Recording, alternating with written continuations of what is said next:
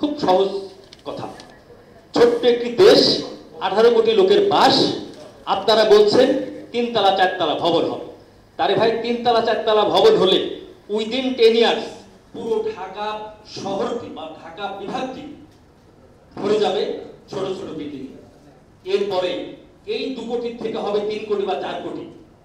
সেই মানুষগুলোকে আপনার খাবার দিবেন কোথায়? এই জিনিসটা যদি আপনারা চিন্তা না করেন তাহলে এই মানুষগুলো যাবে কোথায়? এটি হলো একটা পয়েন্ট। দ্বিতীয় পয়েন্ট হলো, আমি আজকে 3 কাঠা বা 3.5 কাঠা জমির মালিক। আজ থেকে কিছুদিন পূর্বে আমরা G+8 পেতাম, অর্থাৎ ল্যান্ড ওনার পেতেন 4টি ফ্ল্যাট, ডেভেলপার হিসেবে আমি পেতাম 4টি ফ্ল্যাট। এই 4টি ফ্ল্যাট এখন আপনারা করে দিলেন কি 3-4 তলা বা 5 তলা। 3 তলা বা 4 তলা বা 5 তলা ভবন করতে আমার 50 লক্ষ টাকা বাইরে ব্যয় হয়। আমি কেন ওই 3.5 কাঠা জমিতে ভবন করতে যাব?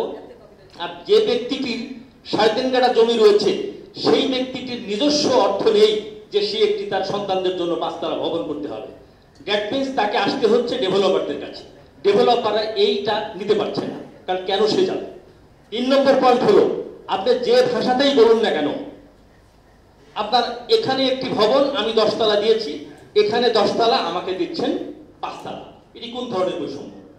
আপনি এক এক অঞ্চলে এক এক ধরনের ভার দিচ্ছেন।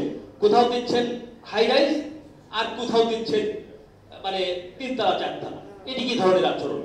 রাজুকের একটি ইট পর্যন্ত অর্থ ছাড়া কোনো কাজ করে না। আসেন আমার সঙ্গে চ্যালেঞ্জ করেন, একটি ইটও আপনি যাচ্ছেন, বলছেন যে ভাই আমাকে কিছু দিয়ে যান। এই যন্ত্রণা ফেস করে আমরা যারা ডেভেলপার রয়েছি আমরা চেষ্টা করছি প্রতিনিয়ত কাজ করবার জন্য। বাট আমরা রিহ্যাবের পক্ষ থেকে গত 1.5 বছরে 37টি মিটিং করেছি, কোনো কার্যকর ফল হয়নি, আমরা আনতে পারিনি। আপনারা পরিবেশ নিয়ে যুদ্ধ করছেন দীর্ঘদিন, মানলাম।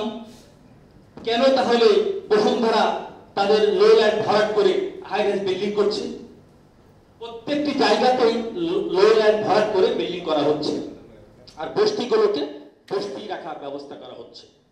আপনারা সাদা পাথর অনেকবার অনেক কথা বলেছেন, সেই ব্যাখ্যায় যাচ্ছেন। আপনি আসলে সাভারে যান, উইদাউট এনি প্ল্যান 7 তলা 10 তলা ভবন করছেন।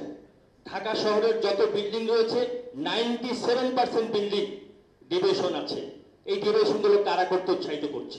যখন আপনি আমাকে প্ল্যান দিবেন না, আমি আপনাদের পারমিশন ছাড়াই 7 তলা 8 তলা বা 10 তলা ভবন করে ফেলবো। সো আমি মনে করি যারা দায়িত্বে ছিলেন তারা যথেষ্ট যোগ্য ব্যক্তি, আমি তাদের সমালোচনা করতে চাচ্ছি না।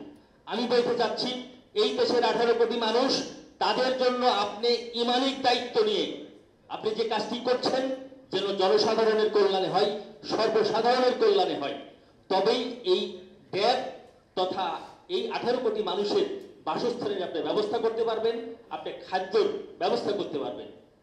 আজকে খাবার, কোন এক বিখ্যাত ব্যক্তি বলে গেছেন খোদার রাজ্যে পৃথিবী গদ্যময়। আপনি সমস্ত জায়গা ভরাট করে বাড়ি ঘর বানিয়ে ফেললেন, প্রত্যেকের কাছে হাজার হাজার কোটি টাকা আছে, বাট নো ফুড, আপনি বাঁচতে পারবেন না।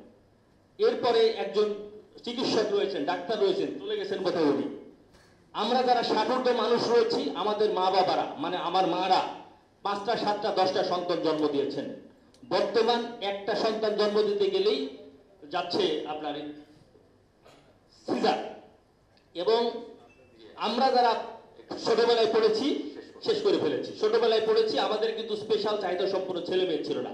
বর্তমান প্রতিটি ঘরে ঘরে বলতে পারেন স্পেশাল চাহিদা সম্পন্ন ছেলে মেয়ে, আনহাইজেনিক ফুড। সো আমি মনে করি যে আমরা ইমানিক দায়িত্ব নিয়ে দেশের স্বার্থে সাধারণ মানুষের কল্যাণে কাজ করি, দেশকে সার্বজনীন এবং মানে সকলের জন্য যেন কল্যাণকর হয় সেইভাবে কাজ করি। ধন্যবাদ সকলকে। আসসালামু আলাইকুম। ধন্যবাদ মিস্টার।